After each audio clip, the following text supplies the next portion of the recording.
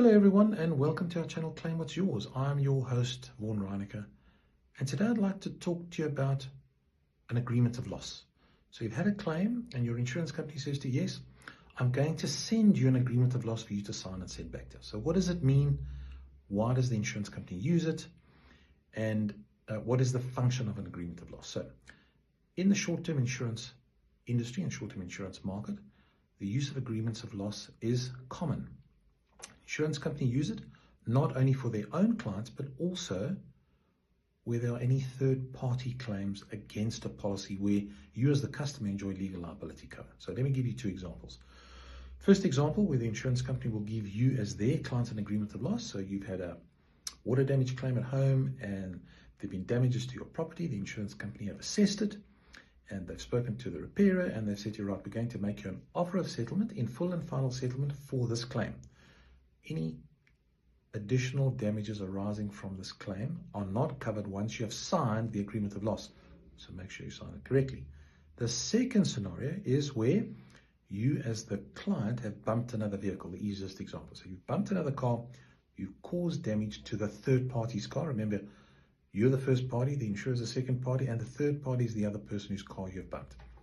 So your insurance company, the motor legal liability department of your insurer have successfully negotiated the settlement of a claim with a third party. So that third party is not claiming under their own policy, they're going to claim under your policy, or they don't have insurance. So the insurance company says, right, fine, Joe, our client bumped into your vehicle by accident and we believe that our client is negligent. We're going to make you an offer, and for you to accept that offer, you need to sign an agreement of loss.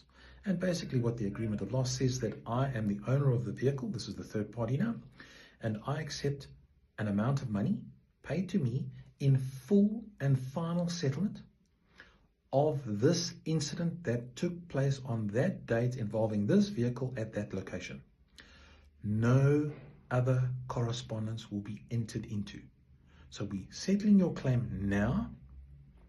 You will sign an agreement of loss to accept that we are paying you in full. So if you then take the vehicle to be repaired and you find that there are unseen damages, by signing the agreement of loss, you will not be able to claim those additional damages, and the insurer will say, but hold on, you signed this in full and final settlement, I'm not talking to you. Go away, and I will defend myself against you in a court of law. That agreement of loss will ask for you to sign as the owner, as well as it will ask for the document to be witnessed by a person not connected to you, signed and dated, so that the document becomes a legal document which the insurance company can accept and rely on in the event of a claim.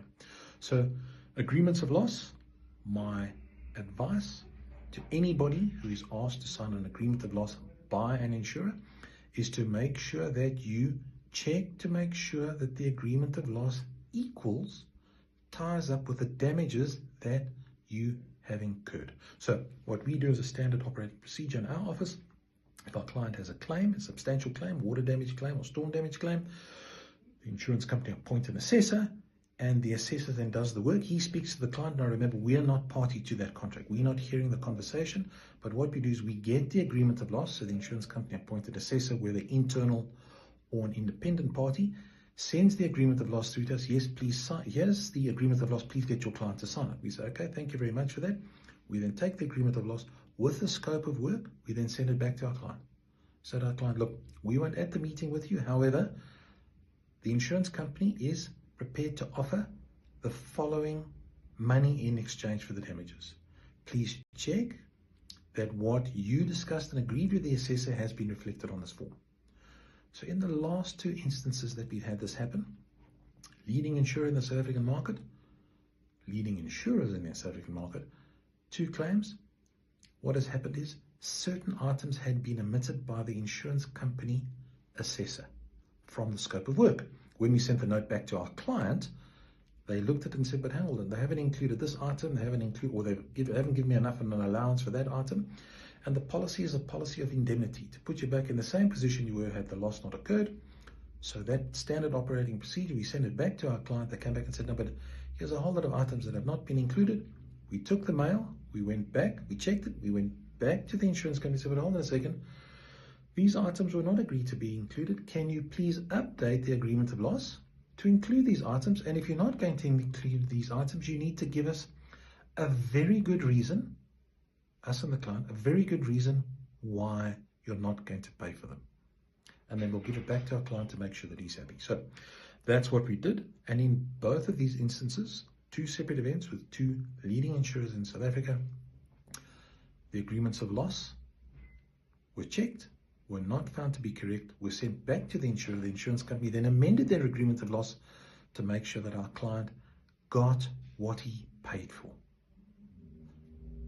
If you'd like us to do the same for you, or you have an issue with an agreement of loss, like, subscribe, and send us an email. Thanks.